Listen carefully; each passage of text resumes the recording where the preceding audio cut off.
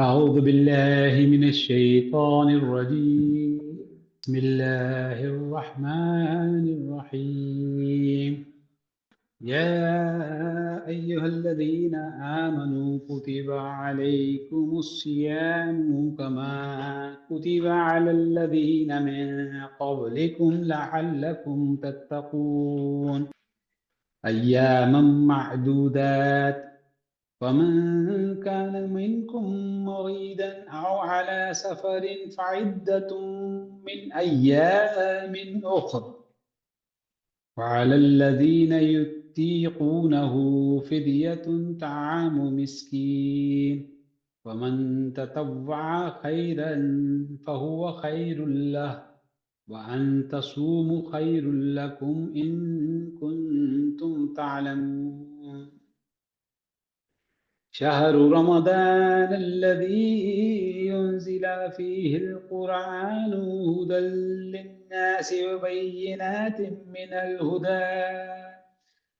الهدى والفرقان فمن شهد منكم الشهر فليصم ومن كان مريضا أو على سفر فعدة من أيام أخر يريد الله بكم اليسر ولا يريد بكم العسر ولتكملوا العدة ولتكبروا الله على ما هداكم ولعلكم تشكرون. وإذا سألك عبادي عني فإني قريب أجيب دعوة الداعي إذا دعان فليستجيبوا لي وليؤمنوا بي لعلهم يرشدون. أحل لكم ليلة الصيام الرفث إلى نسائكم هن لباس لكم وأنتم لباس لهن علم الله أنكم كنتم تختانون أنفسكم فتاب عليكم وعفى عنكم فالآن باشروهن وابتغوا ما كتب الله لكم وكلوا واشربوا حتى يتبين لكم الخيط الأبيض من الخيط الأسود من الفجر ثم أتموا الصيام إلى الليل ولا تباشروهن وأنتم عاكفون في المساجد تلك حدود الله فلا تقربوها كذلك يبين الله آياته للناس لعلهم يتقون. صدق اللہ العظیم۔ ترجمہ: اے لوگو جو ایمان لائے ہو، تم پر روزے فرض کر دیے گئے جس طرح تم سے پہلے انبیاء کے پیرووں پر فرض کیے گئے تھے۔ اس سے توقع ہے کہ تم میں تقویٰ کی صفت پیدا ہوگی۔ چند مقرر دنوں کے روزے ہیں۔ اگر تم میں سے کوئی بیمار ہو یا سفر پر ہو تو دوسرے دنوں میں اتنی ہی تعداد پوری کر لے، اور جو لوگ روزہ رکھنے کی قدرت رکھتے ہوں پھر نہ رکھیں تو وہ فدیہ دیں۔ ایک روزے کا فدیہ ایک مسکین کو کھانا کھلانا ہے، اور جو اپنی خوشی سے کچھ زیادہ بھلائی کرے تو یہ اسی کے لیے بہتر ہے، لیکن اگر تم سمجھو تو تمہارے حق میں بہتر اچھا یہی ہے کہ روزہ رکھو۔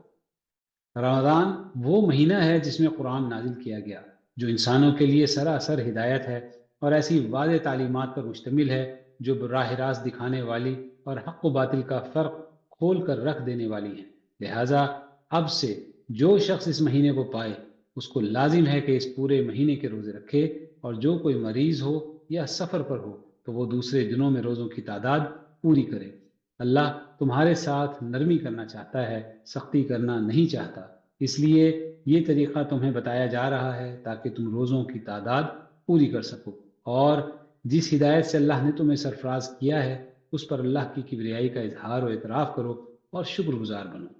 اور اے نبی صلی اللہ علیہ وسلم، میرے بندے اگر تم سے میرے متعلق پوچھیں تو انہیں بتا دو کہ ان سے قریب ہی ہوں، پکارنے والا جب مجھے پکارتا ہے میں اس کی پکار سنتا ہوں اور جواب دیتا ہوں، لہٰذا انہیں چاہیے کہ میری دعوت پر لبیک کہیں اور مجھ پر ایمان لائیں۔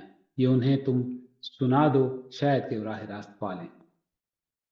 تمہارے لیے روزوں کے زمانے میں راتوں کو اپنی بیویوں کے پاس جانا حلال کر دیا گیا ہے، وہ تمہارے لیے لباس ہیں اور تم ان کے لیے۔